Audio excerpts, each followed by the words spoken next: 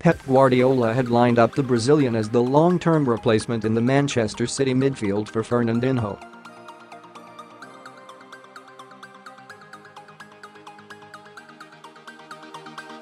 The City boss tried to lure Fred away from Shakhtar Donetsk in January 2018 with the player keen on moving to the Etihad, according to transfer expert Duncan Castles.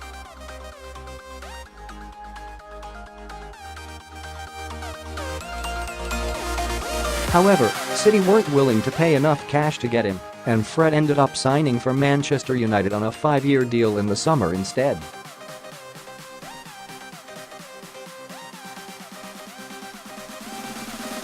Etihad Chiefs are still hunting a central midfielder, a position that Castlse says is fundamentally important to Guardiola and Manchester City for the rest of the season.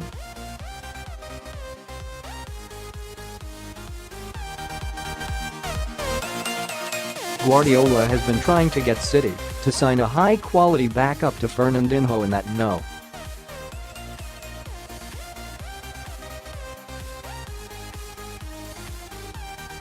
Six role for over a year now, Castlse told the Transfer Window podcast. They tried hard to get Fred from Shakhtar Donetsk last January, but weren't prepared to pay the release clause at that point.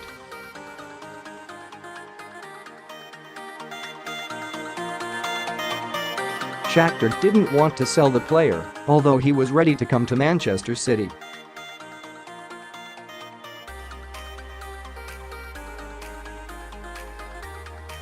They missed again in the summer, which I think again there's an element of Abu Dhabi saying we spent a lot on this team last year, we're going to give you Riyad Mahrez as an additional attacker, it should be enough for this season, and it's proved not to be.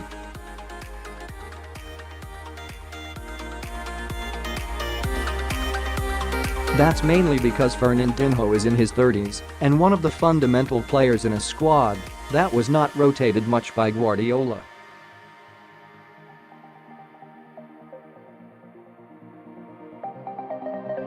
He has a crucial job to do in a system in terms of stopping counter-attacks at source, being the guy who can get away with fouls that referees would book other players for. He can get 2 or 3 of them in a game without being booked, which also allows him to carry on fouling, and they haven't found someone to cover for him.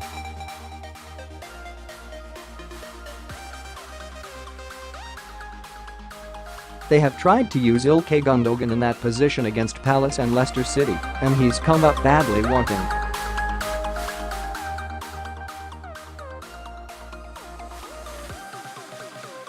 In fact, he was directly responsible for the poor defensive header that allowed Andros Townsend to score his great goal.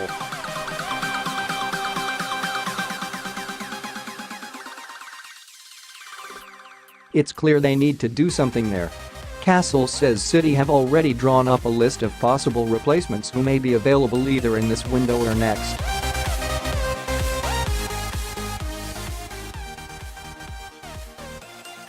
Ajax's Frankie de Jong and Tanguy Ndombele of Lyon are both options on the table.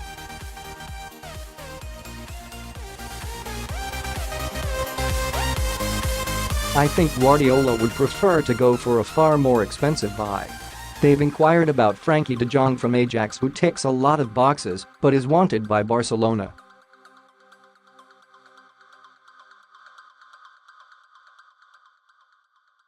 PSG have already made an offer to Ajax for him too, Castlse added. They've also inquired about Tanguy Ndombele of Lyon, who is not so much a no.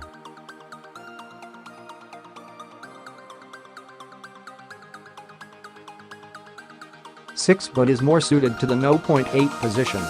You would maybe see him as a replacement for Gundogan, ironically, rather than a backup to Fernandinho.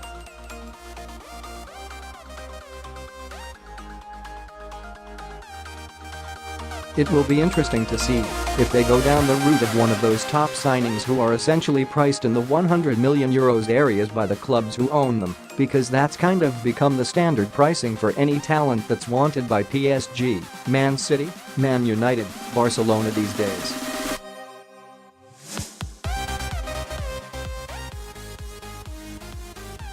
It will be interesting to see if Manchester City will be prepared to put that kind of money down in a period where they are under serious scrutiny by UEFA and the Premier League over their past financial fair play transgressions.